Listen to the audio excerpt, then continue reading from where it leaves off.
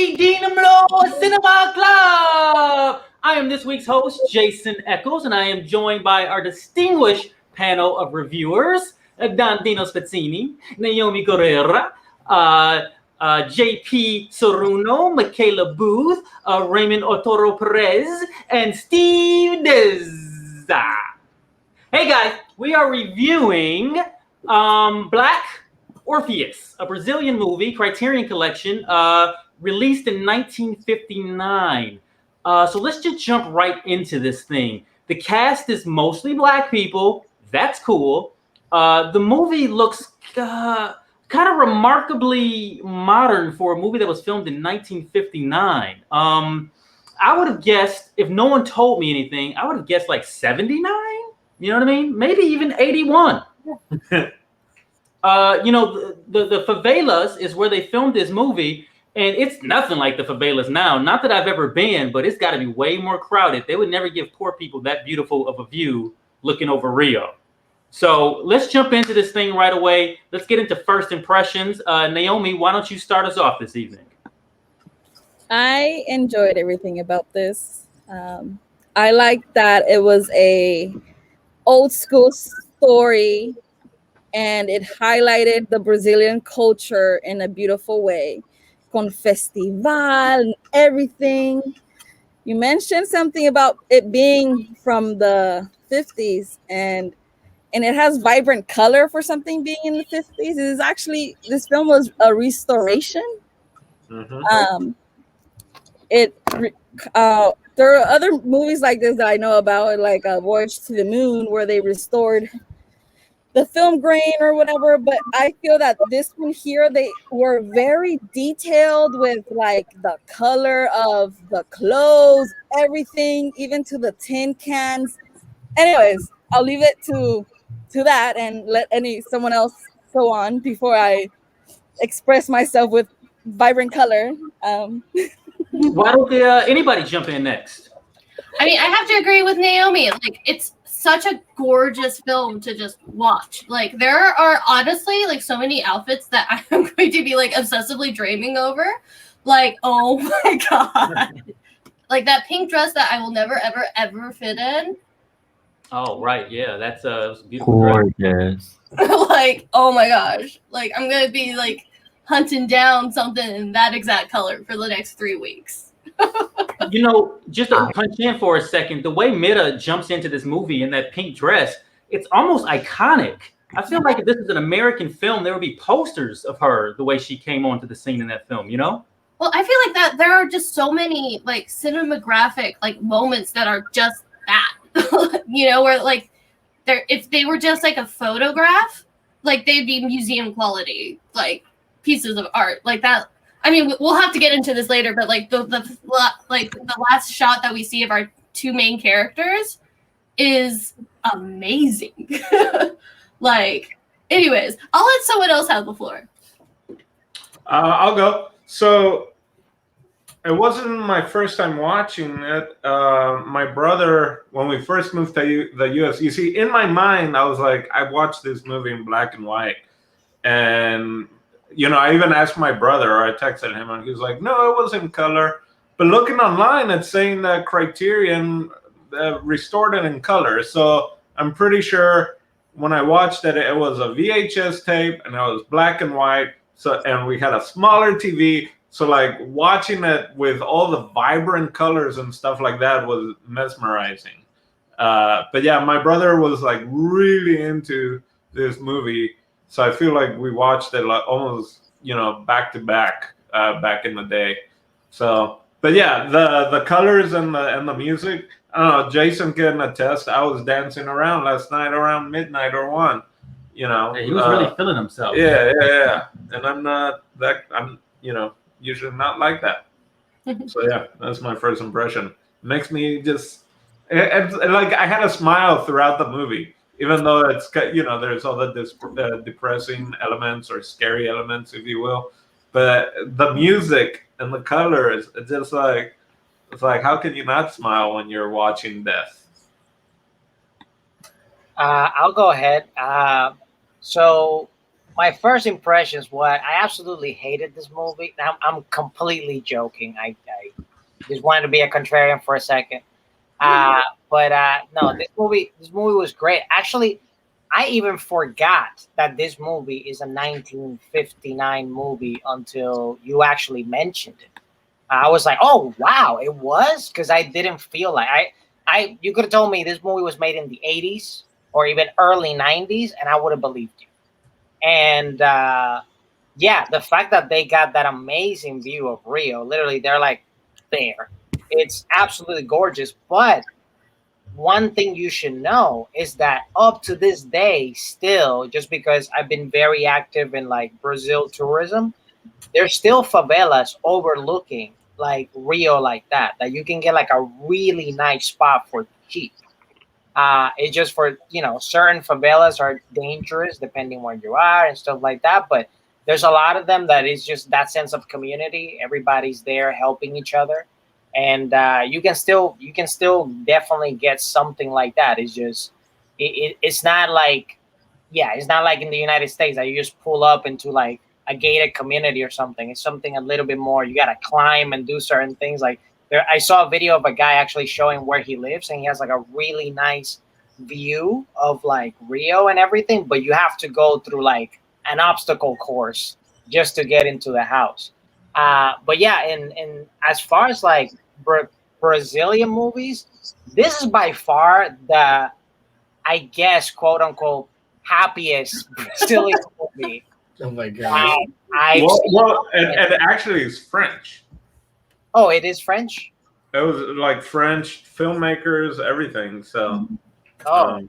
Yeah, French production, but it's super cool that that it was all Brazilians, right? For the most most actors. And not just that it was just Brazilians, but the fact that it was very heavily focused on Afro Brazilians. Yes. That to me, and especially 1950s, it just, I don't know. It shows me that like even like the epitome is not America. Like there's people that even with less resources have done so much, and it really impressed me like how forward this movie is. Besides the fight scenes need work, but we can talk about that later. Yeah, the fight scenes rang true to 1950 fight scenes. Yeah, they did. Oh my god! I was waiting for the Batman's wham and pew and wapow. No, it was good. Raymond or JP, you guys want to jump in? Okay. It was strange because I was watching the Lawrence Fishburne scenes from The Matrix, and I was so confused. Like, why would we pick this? But it wasn't until I realized, oh, it's Black Orpheus, not Black Morpheus. So. Right.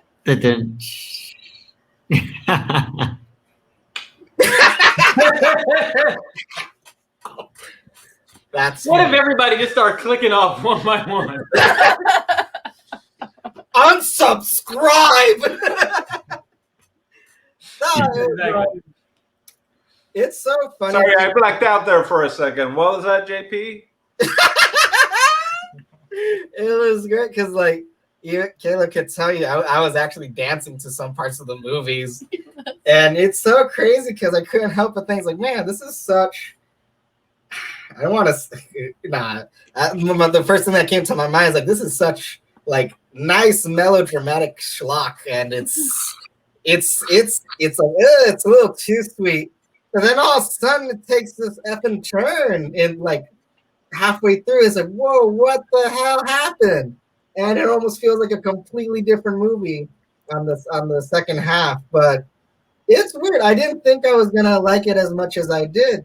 So like, yeah, like my initial thoughts, like it's such a fun, like lighthearted movie, and then once shit hits the fan, it's not tonally it's not such a hard 180 that you don't believe what's going on. But yeah, it's such like, it's fucking Orpheus, it's a fucking drama. So a Greek tragedy. It's a tragedy, and in every it's so nice in every way. So yeah, I really dig this movie actually. Awesome. Last but not least, Mr. Perez, what were your first impressions? I am in love with this film. It's my first time watching it. And I just am so, I mean, you guys have said it already. It doesn't feel like it was a film from 1959.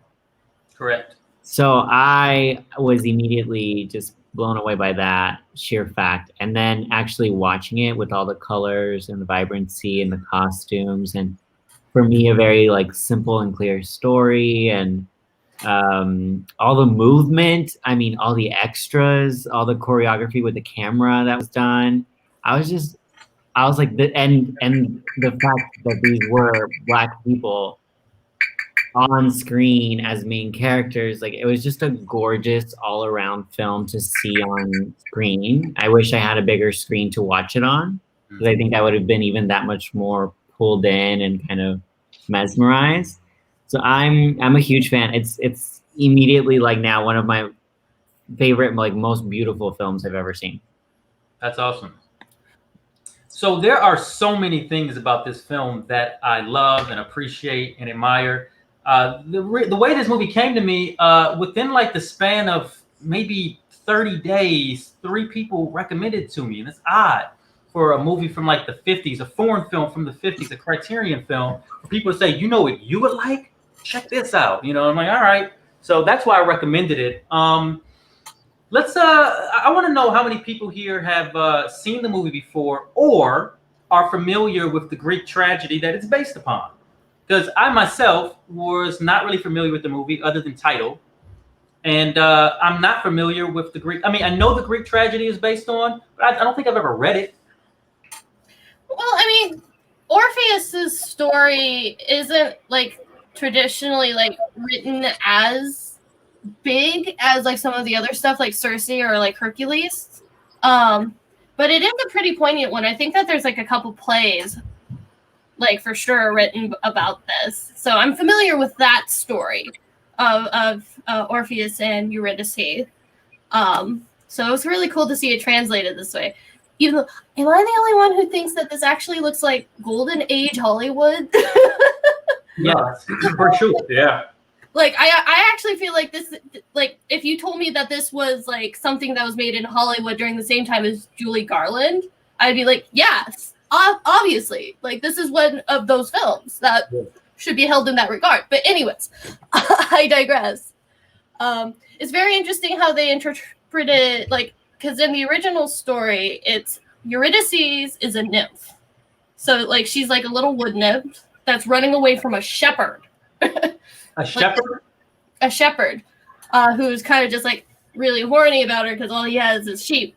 Sure. Follows her, and she ends up meeting Orpheus, who like was like a king, and he was like Apollo's and like a muse's son. So he was like this beautiful human who could sing, and like everyone who ever heard him sing would fall in love with him.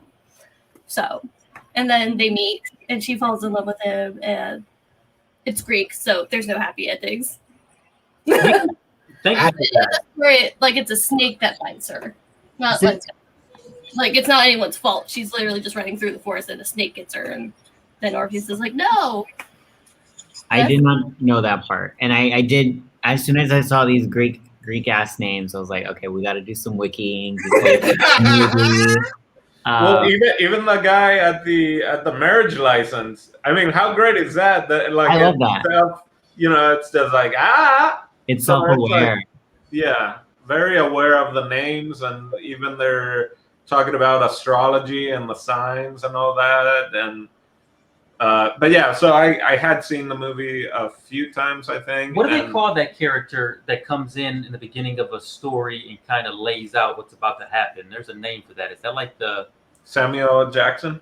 No, that's like It's the chorus. That's the chorus? I mean, if we're stuck, like it kind of also depends if we're talking about like the theater, Yeah. or if it's like epic poetry. Because in the theater, it'd be the chorus. Mm-hmm. Or the minstrel or the bard. Quick question: is this the tale of Orpheus? Is that in vein with like Oedipus and stuff like that? They're I mean, cousins. it's not as like popular as that because like it is kind of a very basic love story. Yeah. Okay. It doesn't have like the dirty, like sexy details that people like to be like about. Yeah, that story. That was a real motherfucker. You know, there's so many things we could just jump into about it, but it feels like everybody's itching to talk about the look of this thing. Can I just say real quick, just because we Yes, said say whatever you want, year, Raymond. 1959, I was like, because we were just talking so much about that, I looked up when Wizard of Oz came out, and it was 1939. Yeah. So I think also, at least speaking for myself, like there is like a bit of an American lens I have on of like, oh, like, you know, the 1950s anywhere outside of the US can never look like this good. And it's like, oh, Wizard of Oz came out 20 years before this. So it like kind of makes sense that the colors and the vibrancy. And I also now am curious, like, if I want to watch the unrestored version just to see how doctored the version I watched just now is. That's interesting. I hadn't considered that. I think I would want to too, actually.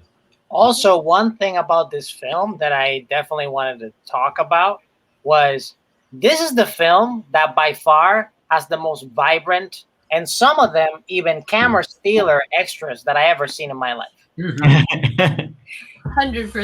Oh my God. There was They're trying to steal the show, all those extras. They're like, I'm about to be Choices. discovered, Mom. I saw a guy specifically going like, I'm gonna chase this camera. Like I'm gonna be in front of this camera. I'm gonna make sure I'm featured dancing. Oh my God. Remember the people in the very beginning and they're dancing? They're like almost dancing to the camera when they're supposed to be dancing with what's their Eurydice? Eurydice, yeah. Euridice? I can't pronounce it the way that they pronounce it. I can't even. They pronounced it kind of funky, the same way Black Orpheus is Orfeu. Orfeo.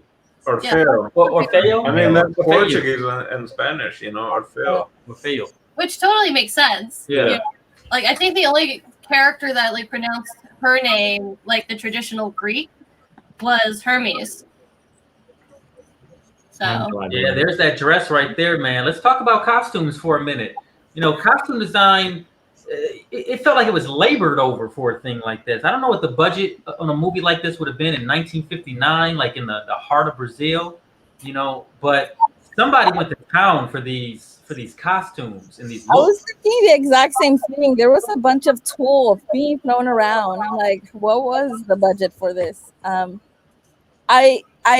You had mentioned earlier about her being, if it was an American film, she would be iconic. She would probably be the Rosie Riveter of like that hot pink dress or something like that. That's how I see it. Like Audrey Hepburn vibes. Yeah, Like, something like that. and the way she and her opening line actually made me think she was gonna take a different, like she was gonna be in a different direction for her character, because she came in and she was like instant mean girl sass, and then she got insecure, and I was like, okay, it's a different character. But the way she entered that, like her opening scene, I was like, this is like iconic. Like the costume with this like sass and bravado, like just dead. yeah, no. Mia, she comes in and she's just making that pencil skirt work, like right from the start. It's like that was the perfect costume to like show her movement. It was wonderful. Oh my gosh, like the fact that like I mean her other dress was like the yellow one was as pretty, but that pink dress, like I was like, No, she was legit mad that they did a costume change for her. like Can we do an Oye Dimelo group costume as cast of this movie? Because I want to be Orfeo. That's like the gayest costume ever in my life. Oh my God. Is Orfeo a gay costume that shows up in like the gay community a lot? It might as well be. It's not. Don't give It should be. people that much credit, but I'm going to. That's like my Halloween costume now. Ironically, Dino said, do you think if anyone dressed up like the assassin character in this for Halloween, do you think people would know it? And I thought about it for a second. I'm like, maybe like cinephiles or people who are crazy about movies, but Oh, you probably mean not. Jack Skellington? Well, it it kind of reminds me of more like the wrestlers, the luchadores, and then also it kind of reminds me of there's a couple characters on Sábado Gigante. Was Yeah, there El a skeleton Chacal. one as well? Yeah, El Chacal. I mean, Chacal. is the closest. Fuera. So I feel like people might reference those more than this. I meant more here in LA. You know, like if you go to a Hollywood party or something. They dressed probably like think that. it was like Venom or something like that. Like, oh, it's a really bad I Spider-Man know, but like costume. that's like the thing though. It's like the way that they have like Oh, the geometric shapes all over his thing is like It's a dollar store Skeletor. Exactly. I'll get you, Orfeo! And there's something else about the costumes that I found were really nice too, because everybody's preparing. It's like the Eve. It's like Carnival Eve in this thing, right? Yeah. And everybody's preparing and they're getting ready for costumes. And then this new girl shows up to the village. I mean, she's family to one of the other girls, but instantly they take her under their wing and like, let's get you fixed up. Let's dress you up. And they're poor people, but they're giving what they have to make this other person feel welcome and festive. And I thought that was beautiful. I thought that was like a really telling moment for this story and like what they were aiming to portray. And I just get nothing but love vibes, from Brazil because of this movie. I don't know if Brazil's really like that, but that's how I felt. I felt loved because of the love they were showing her, honestly.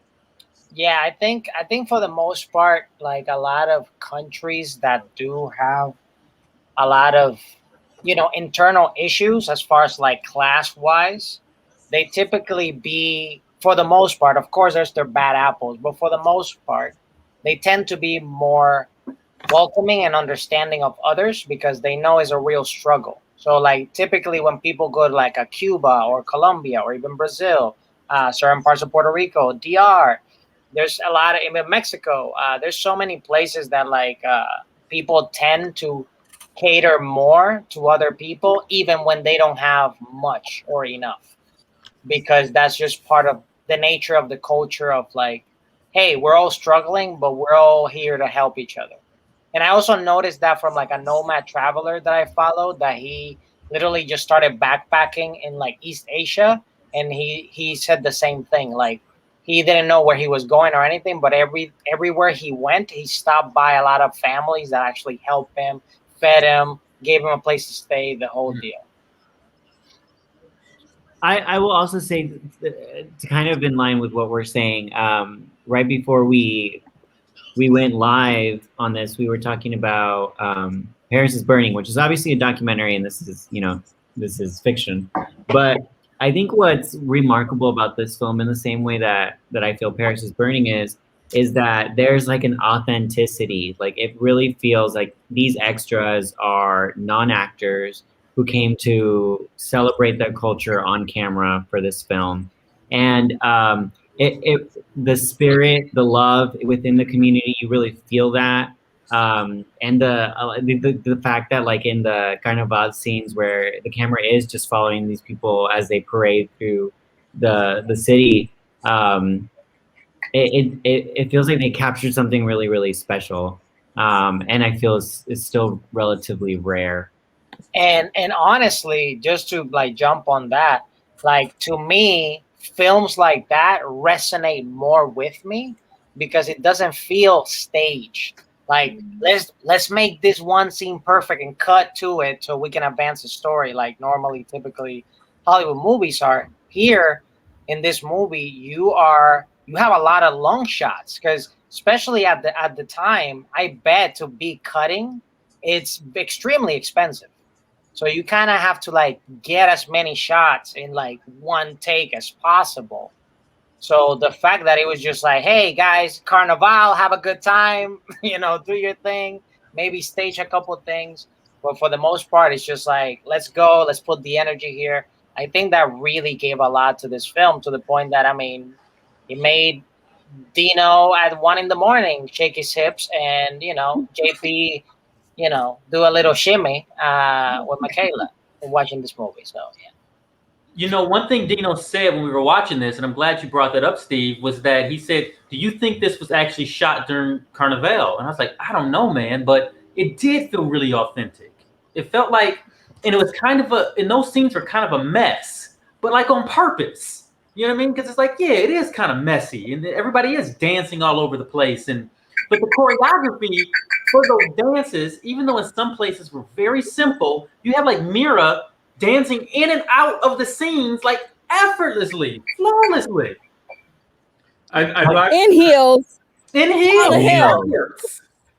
I'm like, what is she doing? I am proud of that. I would probably hurt my bunion or something. Just kidding. I don't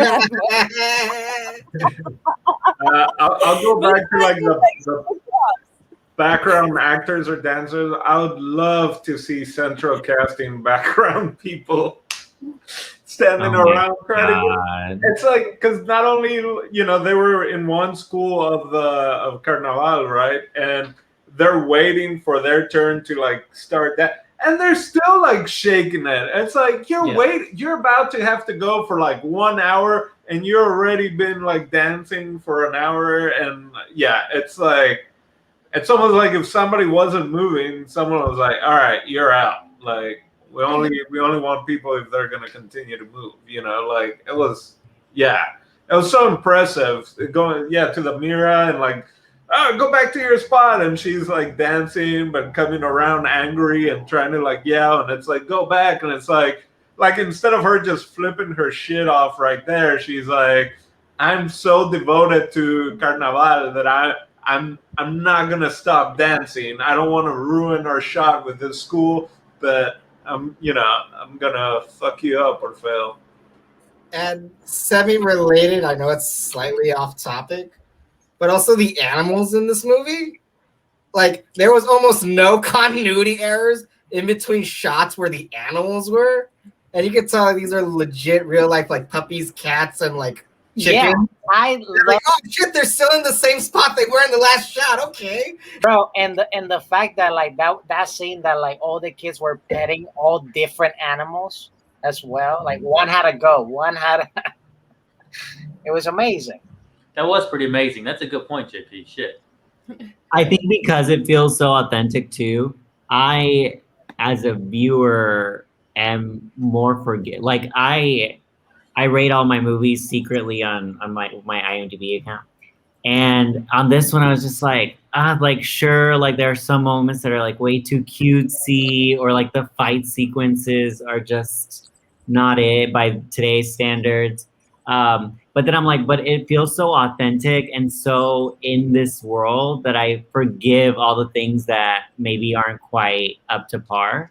I'm obsessed. Well, in the fight sequence, especially when they like jumped over the thing, like he threw some capoeira moves right there, like kind of like almost that, that, which is also a typical Brazilian dance. I was like, oh, they're about to like start kicking up and down, but Death was pretty athletic. Yeah, they just did it like once, right? But yeah. You know what else I like? I like the fact that they don't explain why Death is chasing her. Mm-hmm. It's really not that important to the story, I don't think. Mm-hmm. I never questioned it. And I think at every point, Death is following everyone, and I think it's like symbolic there too. But she knew it was getting close to her. She could feel it coming. Well, that's who came to her at the farm. Yeah. Le llegó la muerte. Mm-hmm. Yeah. And you can only run for it for so long. Even Death was like, fine, I can wait. Well, how did you guys feel about the cinematography and like some of the surreal nature of the film? Because it does get a little surreal at times, doesn't it? Oh yeah, like the use of lighting that they used to try to like show that this is actually the Greek tragedy. Because like when he's going down to find out whether or not she's dead, like the whole like staircase into Hades, like that's clearly what that was. Like with the red light at the bottom, like that's clearly Hades. Where the red light is, oh my God. And then the red light, I don't know exactly what they were doing, but I think they were just turning up the dial of how hot the red light was. Right before she's murdered. It's so wild. It's so good. No, like it's literally like this little scene before that when he's walking down with the janitor. Oh yeah. The janitor has a very like Greek play role. He's there eternally cleaning up the mess of the bureaucracy in that world. is like come with me and I'll show you where she's at beyond, you know, your world. Is like I was so like, what the fuck is that? Well, And and in that part, Great. I loved it. like all the wordplay, I wish I could speak Portuguese and understand what the real words they use were, because it just sounds really fun and riddles filled and all this stuff. no, and it's just crazy because they used colored, like different colored lights too. Because like they had like when they first met, like Orpheus and Eurydice, like they have like a whole scene with her in like this yellow light to like show that she's like the sun of his life, and it was just like very. Oh, that was beautiful. Yeah.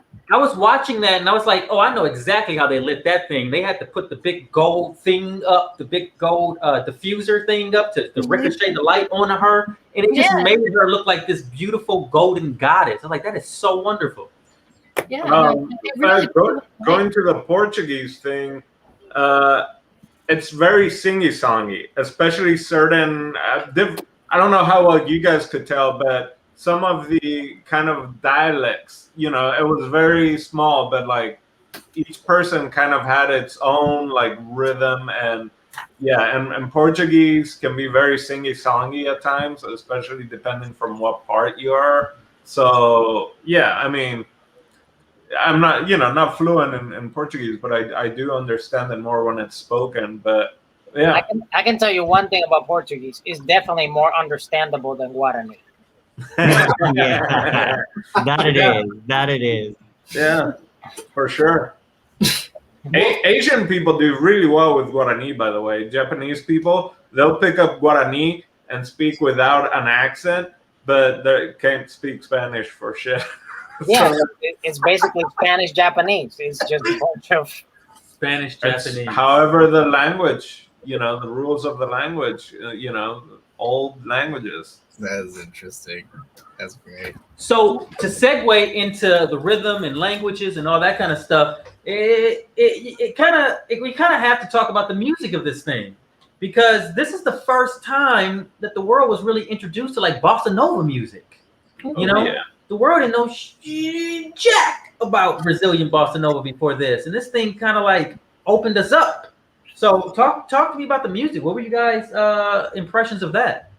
I'll go first. Bossa Nova is my favorite genre of all time. That's all I gotta say. That's it. So genre what? Period. Period. So did you enjoy this bossa nova music in this movie?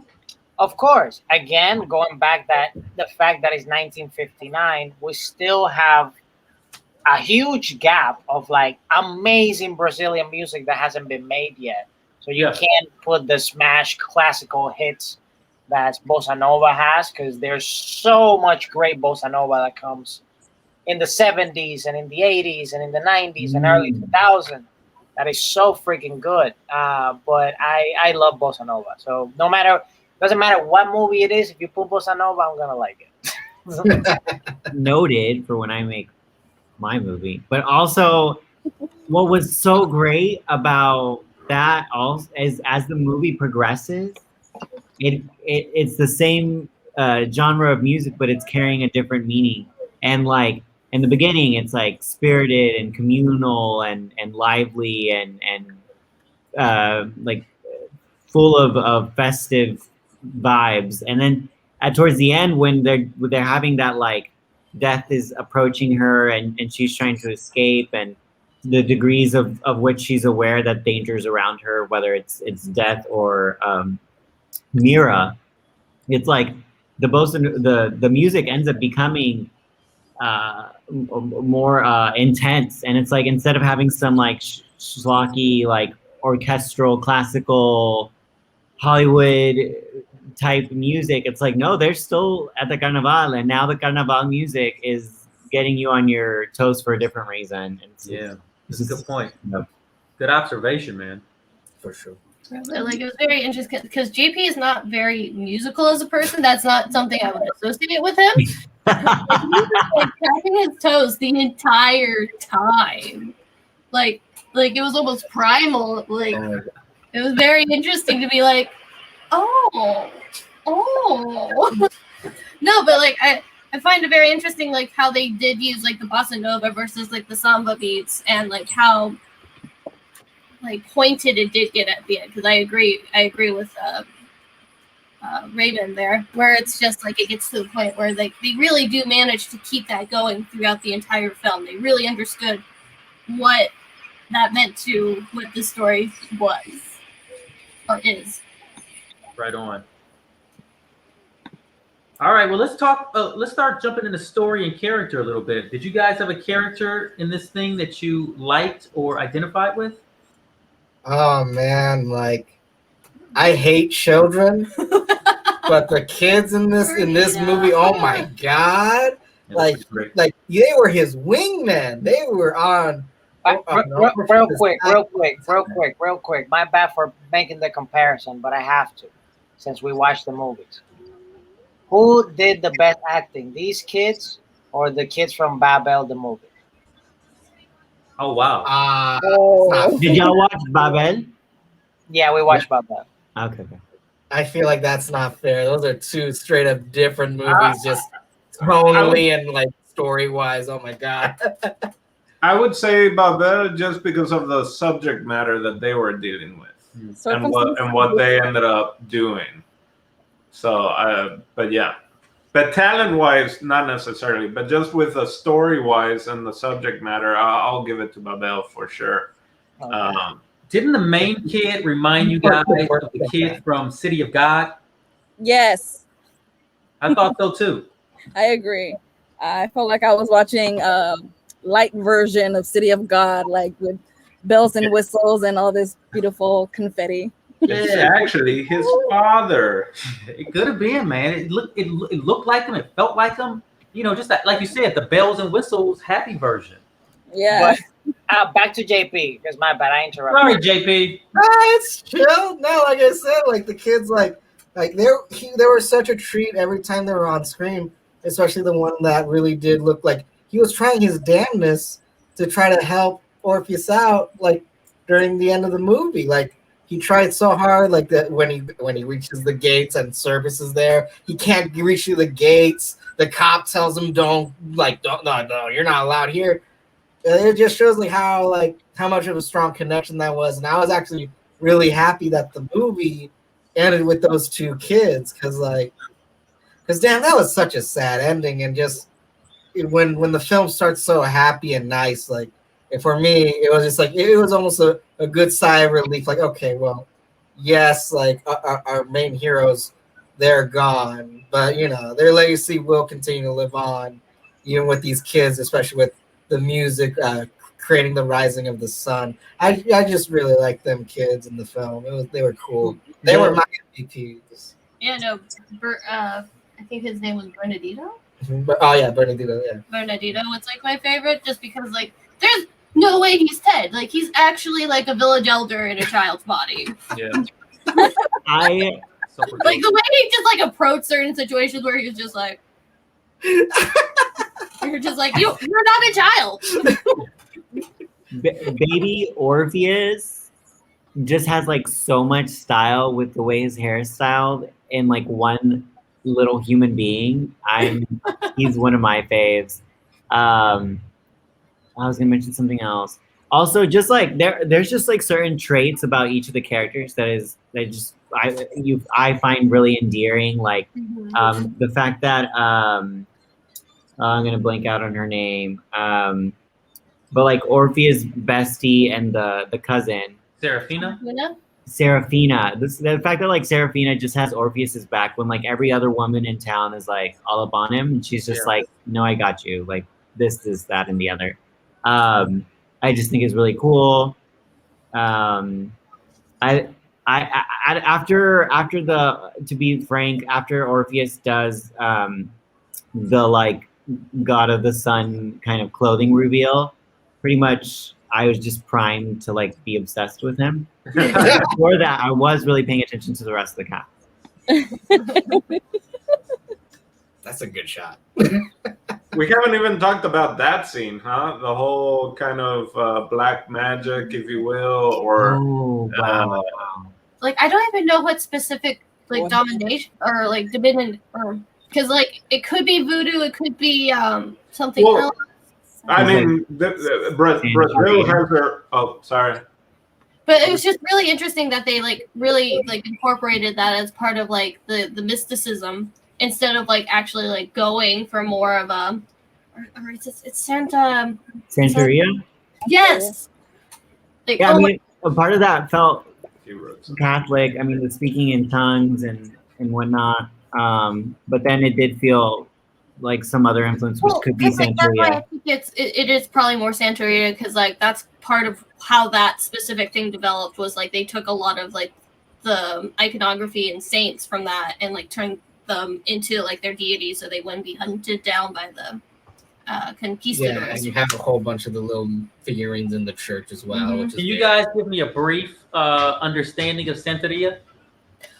I mean, I've only like heard about stuff through like certain podcasts that I listen to because I listen to way too much true crime in my spare time. Okay. But Well, all I can say Huh? is I don't practice Santeria. I don't got a crystal ball. I knew you were gonna go there. As soon as I was waiting for as it. I was soon like- as you opened your mouth.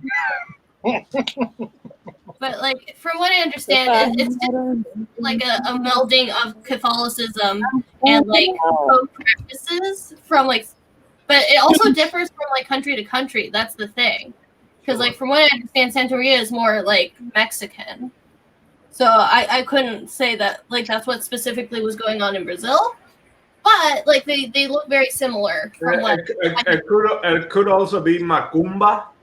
That is more of a Brazilian. I mean, it would be similar to it, but clearly, that's what I also like. How, the fact that it's a French director, but they're able to show all these aspects from Brazil. Like when I went and I would visit, and you'd go see all these old towns, and you see like the Catholic churches and all that. Brazil was one of the places where you have your white saints and all that. But they're like, we got our black saints too, right? And so you'd see the little, different statuettes and all that, and you'd have the white ones, and then they're like, yeah, we'll have our black Jesus too, So I really enjoyed that scene also, where it was kind of, you have all the dancing and everything going outside, and that bossa nova and that carnaval, and then you have this like very kind of mixed mash of kind of religion, culture, myth. That's going on, and it just I enjoy that because I've seen similar things like that. It was just like I feel like it would have been so easy for them to just have him go straight to the morgue instead of like actually adding that spirituality. Like they specifically added that so we could understand that this was something that was bigger than like culture, because this is like a Greek story. But they're like doing everything to translate it into this specific culture, and like they could have easily just like not even included of that. And It's really a part of what makes the movie great.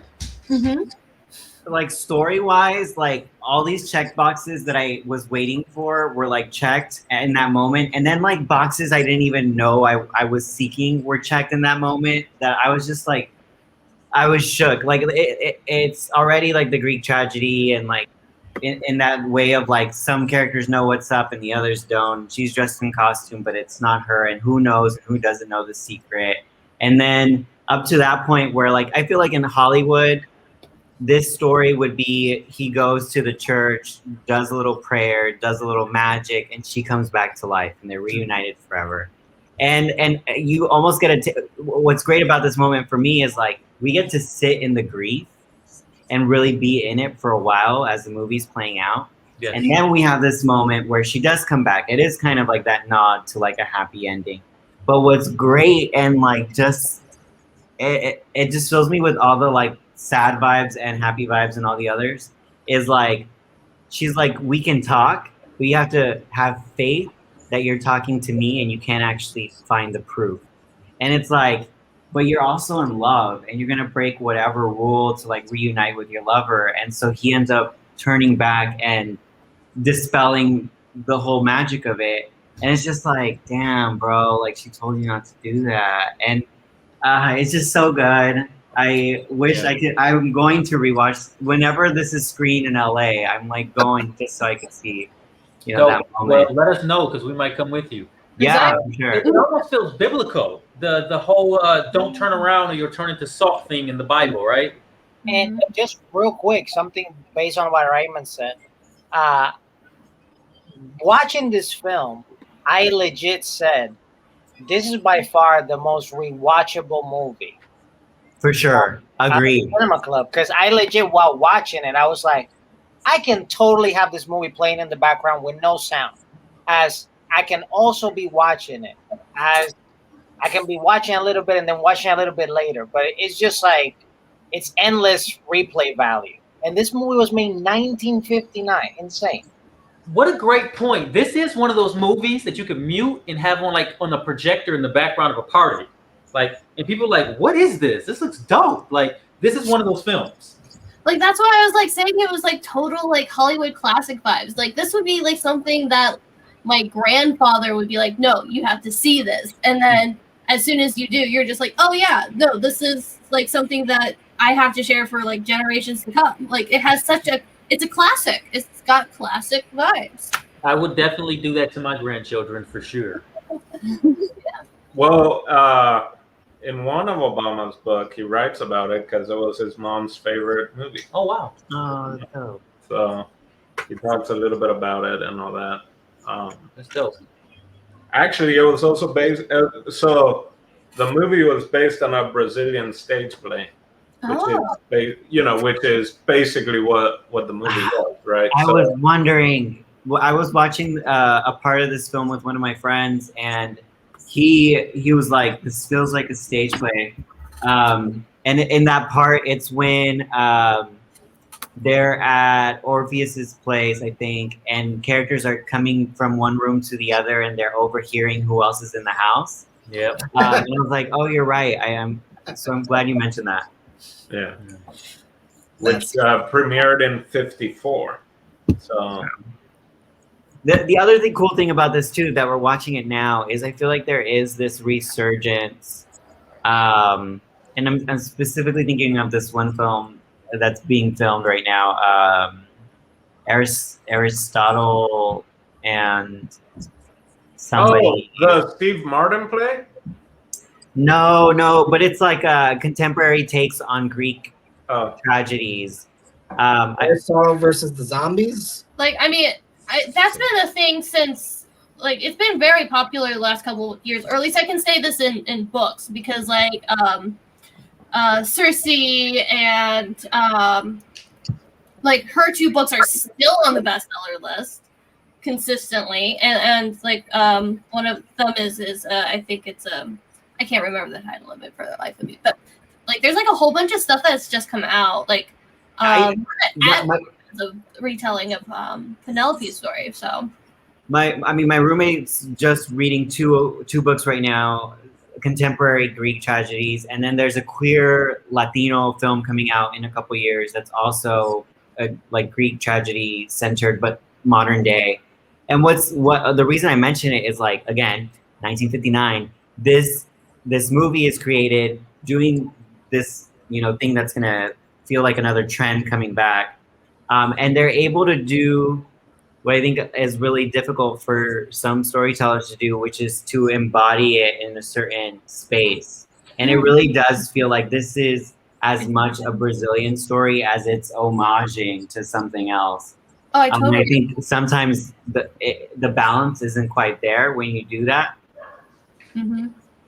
Yeah, no, like I think that you are spot on with that thing where it's its own thing. It really doesn't feel like a retelling, because like we've seen that so many times. Like, how many times have we seen like someone being like, "Oh yeah, it's like based off of an old folk tale." So like Romeo and Juliet. I mean, how many times we've seen 5 years? like, no, exactly. But does anyone else have a character they want to talk about, or somebody maybe they identify with? Oh man, that's so hard. It's like all of the women in this film are outstanding, Magnificent. Like each of them are like so strong in their own particular thing, and they each have their own vibes. And like this is even like the extras have like so much power to them. Like it's ridiculous how much like women, like, because Serafina is definitely not like a stereotypical like female character you'd find in this kind of story at all. No, especially in the 50s. Are you serious? No, I know, and like all of them have like their own incredible sex appeal to the point where it's ridiculous. Like all of them are so sexy in their own way. Yeah. It's ridiculous. Oh my gosh! Like the women in Did this. anybody see Mira's nip slip? Yes, I did. Nobody saw the nip slip. Like, oh my god! And but Yeah, then, Oh, I thought I felt like there was 7 Dancing. I'm like, why isn't anybody telling her to lift her dress up? Nobody told her. They're like, keep dancing, They're honey. like, keep rolling. That's gonna Well, set. and Orfeo was in the morning when she's sleeping. He even kind of like, oh, there's tiny little nip slip here. Let me raise the sheet just a little bit. I was like, I could stare. Unlike the Paraguayan movie where there's a dead body, Full on dick. yeah, dude's just staring at the nipple, and old dude gotta be like, hey, stop that. This one, it's like live nipple. I'm gonna give it a little cover. All right, so before we move on, I do want to ask Raymond a question because you mentioned you like this movie was I was watching it and I was checking little story notes off. I wonder, you being a writer, do you formally watch movies in that way where you feel like you have to check little elements off of the story when you watch it? Well, I feel like this might be true for everyone here, is like we've watched enough movies that we kind of know where like the movie's gonna go. And for me as a writer, I'm always like, I get more excited now. It's gotten worse, I think, the more I've just been ingrained in storytelling.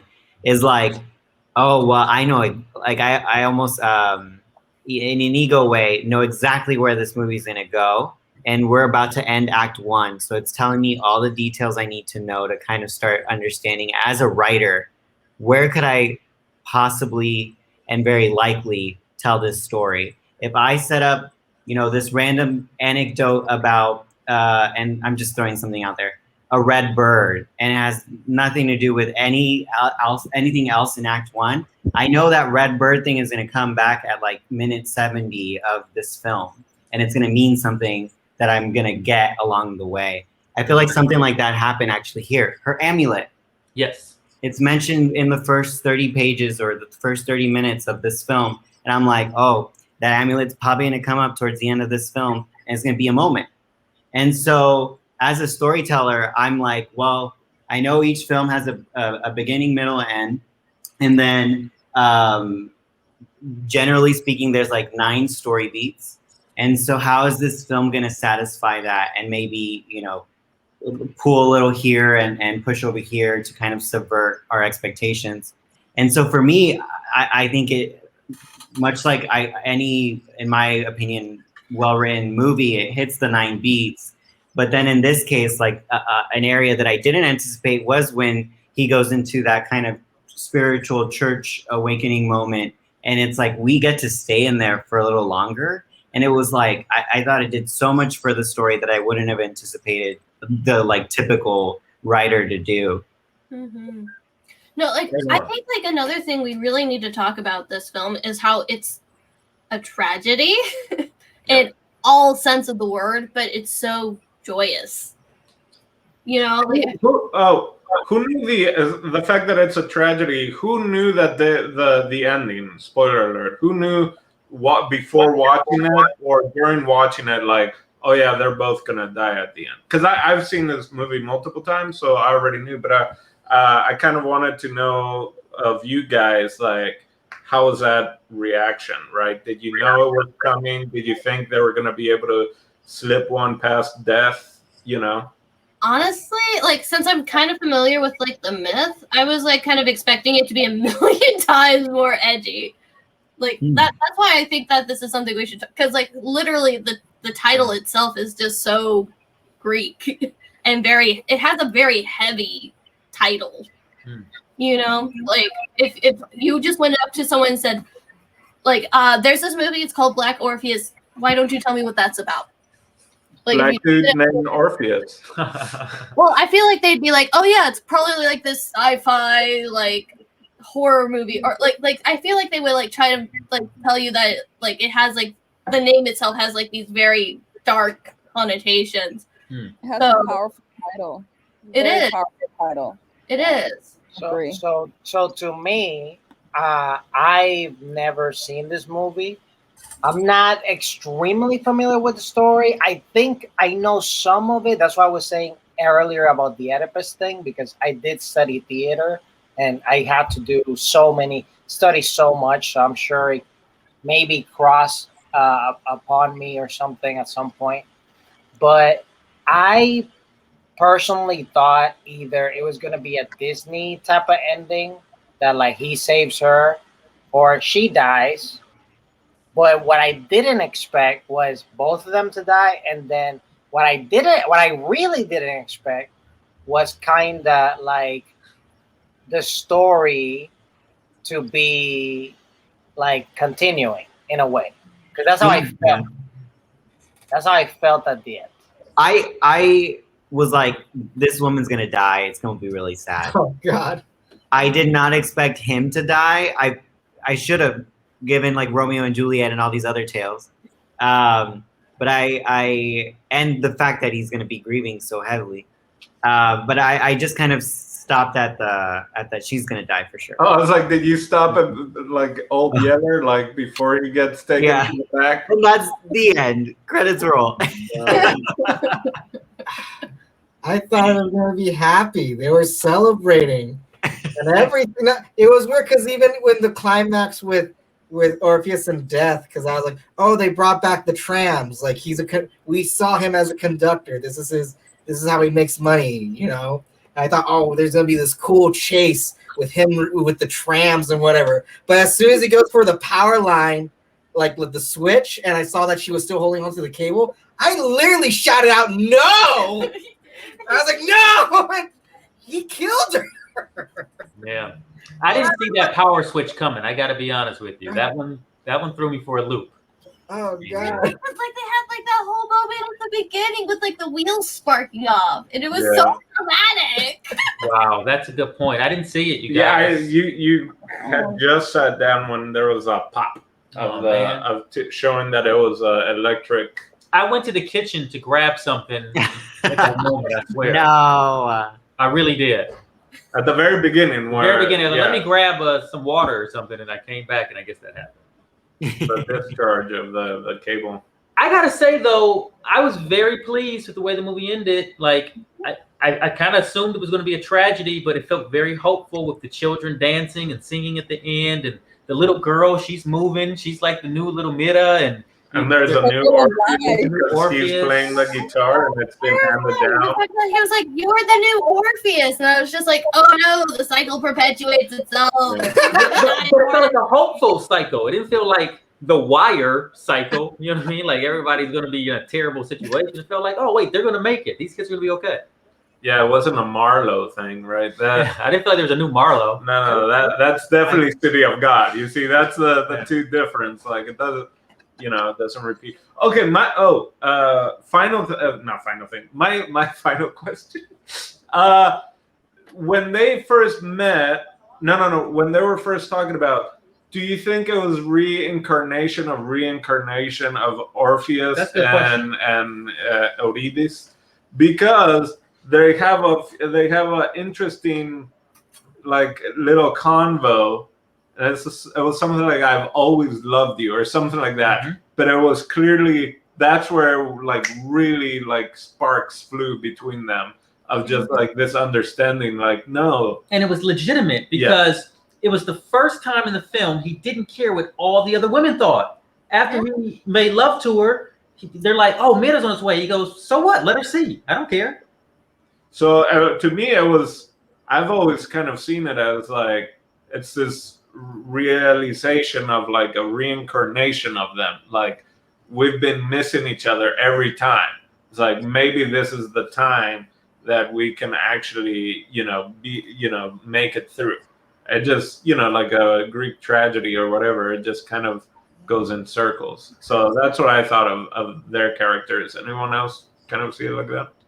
You're talking about Black? Oh.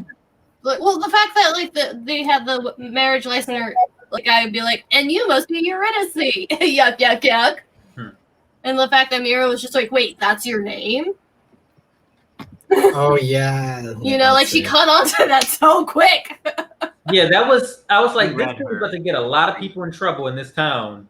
Because I knew Mira, she was gonna be a fireball once she found out what her name really was. Well, her first thing was like, "Let me see your money," right? I didn't think she was gonna commit murder. Mira, the more I think about it, just because that entrance Mira to the rest of the movie Mira, it's probably the only thing that I go, I feel like a man wrote this. Because entrance Mira felt so 2021. And then the movie actually continues, and I'm like, oh, right. But then she ends up being more like COVID-19 when she throws that rock. Right? It goes out, wham! That was intense. In perfect accuracy, like a pitcher. It was great. Yeah.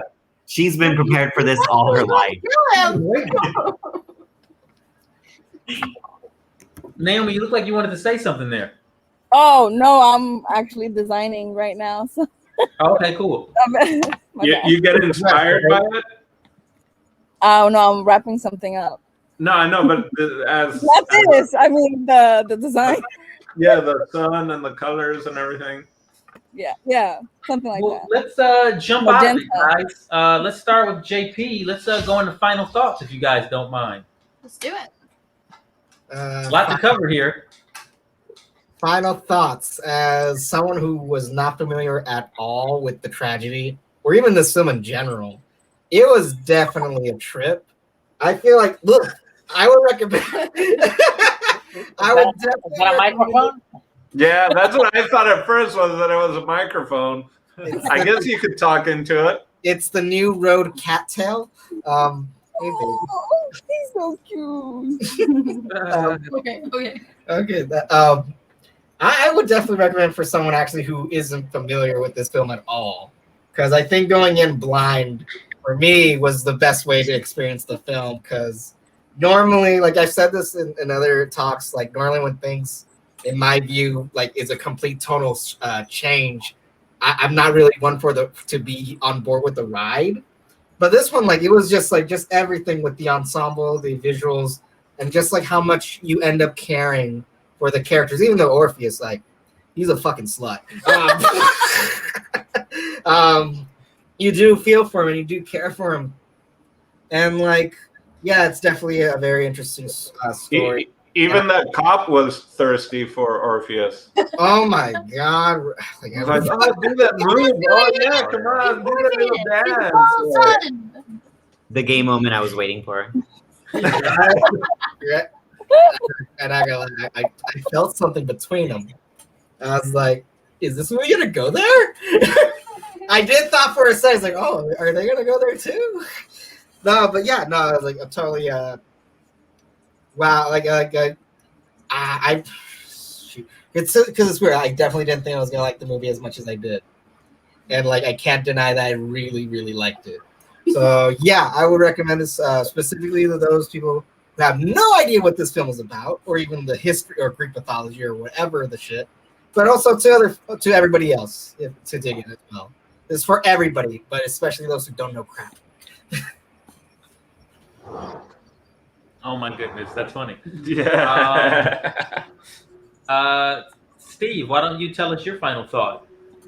My final thought.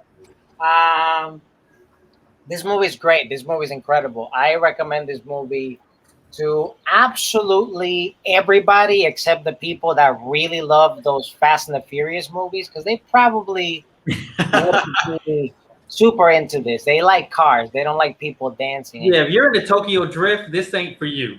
It's about family. Yes, pretty much. And one thing we didn't get to touch here, because of course, you know, we only can talk about so many topics, but I still find it weird, even though it was done in like a pretty way, but I still find it weird, the whole thing that happens with women in certain places of the world, that they get like super harassed by men. Mm. And like you can clearly see her like getting trapped at times, and like you gotta dance her way around and stuff outside of situations.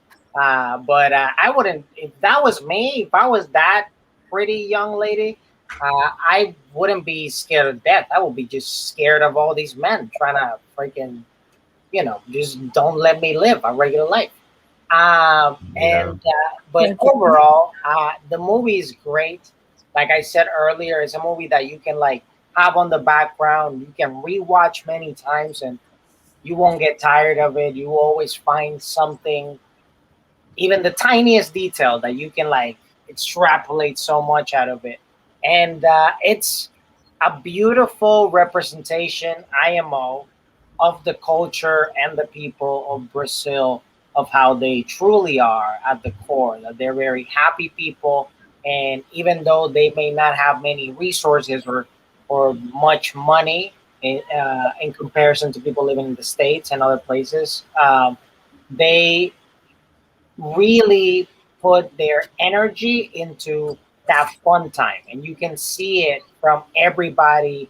There's no way you won't have a smile at some point or at many points watching this movie, because I did. And it's very hard for me to smile sometimes. So I recommend it to everybody except the people that like Fast and Furious. Cool. Anybody else want to jump in with their final thought? I agree with Steve.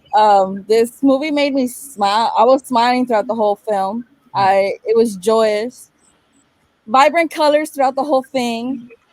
The Orpheus name was familiar for me because I remember it in my Greek mythology class in senior class or whatever, high school. Anyways, I ditched class, so I didn't remember it that much. Now that you guys were mentioning it, I remember that.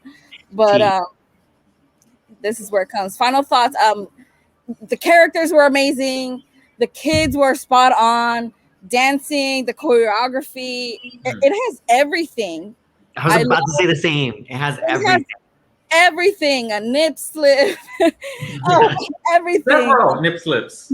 The culture is very well represented, and I enjoyed it. I recommend it for those who want to bring a certain aesthetic into their life, or like use it as a reference, like for saturated scenography or like postage stamps or whatever. You know what I'm saying? But I recommend this film to those who are seeking like to get inspired for a mood board. You know what I mean? Yeah, that's that's dope. I want to have a mood board of just this movie in my house. Wait, what was the thing where you were saying about the stamps, the postage stamps? Yeah, I felt like I was looking at a postage stamp or like a postcard throughout the whole thing. Yeah. You know, that scene, the box cover behind JP and Michaela, that feels like a postage stamp. I want that on all my letters. Look at that. Yeah, I love that. That's such good artwork. Yeah. Who else do we have for final thoughts? We I'll go. Michaela and Dino are left, and Raymond. Did Raymond go? All right, go for it. I'll go.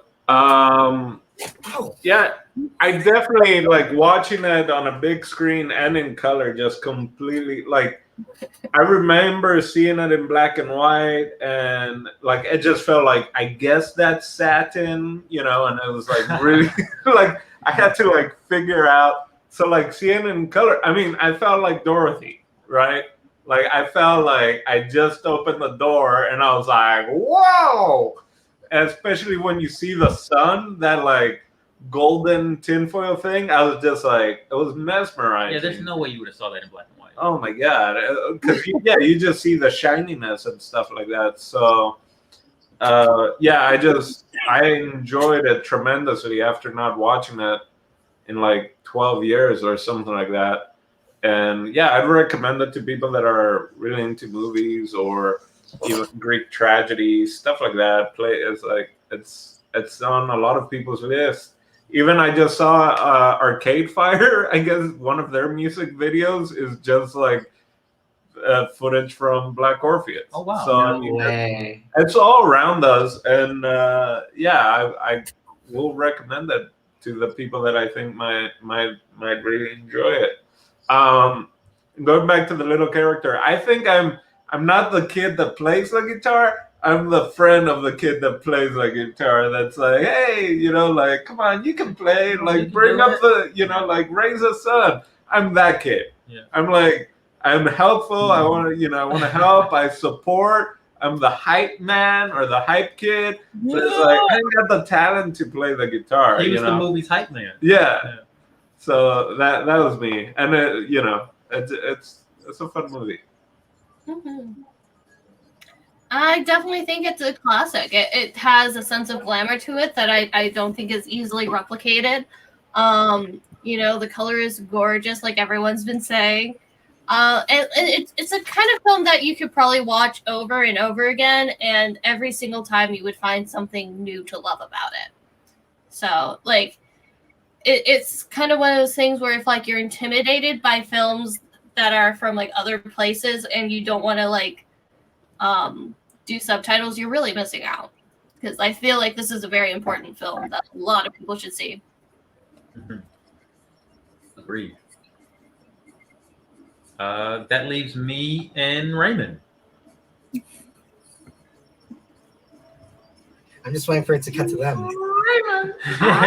There you go. I'm so happy we watched this film. Truly think it's one of my favorite films in terms of how beautiful it is. And we keep throwing around the word classic, and I don't think we're by any means overstating. I think there is a very classic feel to the film that makes it feel like it's still fresh and authentic to the area it was filmed in. And it does have everything. It has comedy, romance, tragedy. There's a lot of choreography and dance movement and color. So I feel like if you're watching it in a large group of people who maybe vibe with different kinds of films, or watching it in a family setting with kids and adults, like, there's something that people can latch onto based on the character types or all the different elements that the movie presents. So highly recommend. If and when I am a grandpa, it's going to be the film I force the grandchildren to watch. Nice. That's awesome. So I'm going to say that, first off, I just want to thank everyone who recommended this movie to me, because without you guys, I would have got to it, but it would have been a while. And I was really happy that it was recommended to me at this time so that I could share with you people, because you all seem to love it so much. And that means a lot to me for this particular film, because I loved it so much. And I will definitely watch it again. I look forward to watching it again. It'll be a while, probably be a year or two. Unless it's in the theaters. Unless it's in theaters, and unless somebody else is like, oh, I really want to watch this thing. Like, I'll watch it with you. But yeah, this is one that I plan to revisit, because I feel like I probably missed some things as well, I loved it for the colors. I loved it for the culture. I loved it because it was an international film. And I loved it because I feel like it is a certified classic, but also underrated at the same time. Also, only film to win the Palme d'Or at Cannes and the Oscar for Best Foreign Film. Oh, really? Yeah, the only film to do that. To date? Yeah. Oh, wow, that's huge. I didn't know that. That's good info. There's just so much to like about the movie. It really does, to steal Raymond's term, it really does check all the boxes for a great story, man. It just, piece by piece by piece, characters, music, color, and there's a lot to talk about, and that's good filmmaking. Steve mentioned the thing, like, man, I really hated the fact that as women, they had to deal with, like, some of these, like, really obnoxious jerk men in their faces all the time. And the fact that the movie presents that to us and doesn't try to solve the problem, it's just saying, like, yeah, this is for real. This happens to women all the time. And another woman comes and saves her right in the beginning of the movie. They make light of it, but you still identify with it. Like, man, that kind of sucks, There's a lot of moments like that in this movie for me. I feel like it touches on poverty in a way because these people are poor. I feel like there's all types of things that are worth noticing in this movie, like, socially. And it doesn't gleam over them because it presents them to us. And it's up to us to draw our own opinions and conclusions about them. But I feel like that's really good filmmaking. And I do not envy the filmmakers and production people who had to create this thing because that was not easy. Some of these scenes are so complicated to shoot with all these people and all these extras. And there's some really beautiful shots in this movie. Like one, it's just kind of a small shot, but there's this one where the camera pans over and it sees like Orpheus leaving, and Eurydice stands up like into the shot, and like it's like this beautiful shot of Brazil. You guys probably don't even know what I'm talking about, but I know because you was there when I paid attention to it. But it's just really, really pretty, man. And with all these shots of Brazil, I almost wish that this thing could have been shot in HD because it would have been that much more beautiful. But they did a fantastic job with it. Those are my final thoughts. Thanks for sharing this one with me, Oi Dinamo Cinema Club.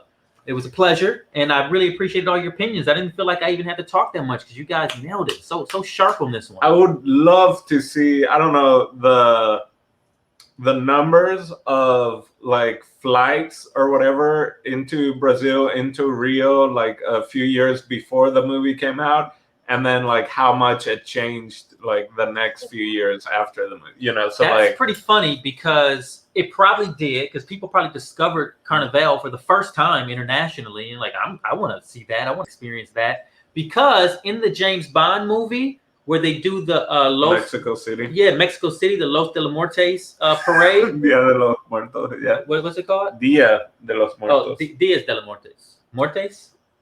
No, Muertos. Muertos.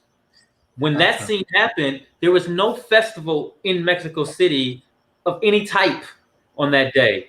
But after the movie came out, all these people came to Mexico City the next year to experience a parade that didn't exist. So the mayor of Mexico City was like, we got to do something about this, and we got to create the parade that was in a movie that's not real, so people can have something to come to. I feel like maybe that was for this movie too. I think that's what you were getting. Only that Carnival is real. Only Carnival is real, and people have enjoyed it for many years. Yeah. So, Steve. Stop, Steve. We can't hear you. We can't hear you. You're muted. There's Americans that are probably going to Mexican villages trying to find cocoa. Oh, yeah. Coco. I thought you meant the soda. I like the soda. I like Mexican cola. Mexican cocoa. Fanta, don't you? Oh, you put on your Fanta. Was that Fanta shirt on the whole time? I know. I just noticed. It was? Yes, it was. Okay, it's see-through. You have a hole in your chest. I do. Because the leaf is really, really green. That's I awesome. did not plan for that. Steve, what do you have for us next week? What do I have for next week? That's not my responsibility, because it's actually Naomi. Hey! Naomi. Woo-hoo! Next week we are seeing The Devil Wears Prada. Oh, snap. Do it, but make it fashion. Oh, boy, I've never seen it, so no Cerulean. No I spoilers. sure hope this is as good as the last Anne Hathaway movie that we saw. Oh, boy. She is Naomi. I think Naomi's all picks for the tournament we're doing internally was I know, like right? Anne Hathaway's movies only, please. What was the other Anne Hathaway film? Havoc. Having Jesus. I can't wait for this. You guys were mentioning I don't know who mentioned that what was this girl, redhead? They had a crush on the redhead. What's her name? Emily Blunt. Parent Trap. Oh, Lindsay Lohan. Yes, who mentioned they had a crush on her? What? I didn't mention it, but I think I did like in the early days. Anne Hathaway. That's my female actor. Oh, That's is that because you watch Havoc and you saw her nipples and were like, oh my god, those are beautiful nipples. Yo, Kate Winslet in acts very Titanic well. 1997. He acts very well. That- Her acting is very good. I did not hear you at all, JP. I was gonna say Kate Winslet in Titanic 1997. That's when I became a man. Shame on you! Shame on both of you! Well, for Naomi, Jason, El Dantino, Raymond Arturo Perez, Michaela, and JP, and I'm Steve Ted. We'll see you next week. Bye. Ciao, ciao, ciao. Hi, I'm JP Cerno, and welcome. Hi, I'm JP Cerno, and thank you for watching Oye Dimelo. Hi, I'm JP Cerno, and thank you for watching Oye Dimelo. Fucking shit. Okay. Hey, I'm JP Cerno, and thank you for watching Oye Dimelo. Right? Jesus Christ. And as soon as it's the third one, because this is the third one, right? I am JP Cerno, and thank you for watching Oye Dimelo. Oye Dimelo. Super cut of every time I fuck it up. Hey, I'm JP Cerno, and thank you for watching Oye Dimelo. Hey, I'm JP Cerno, and thank you for watching Oye Dimelo Network. And click here for additional videos, and don't forget to subscribe. The lonely singles in your neighborhood already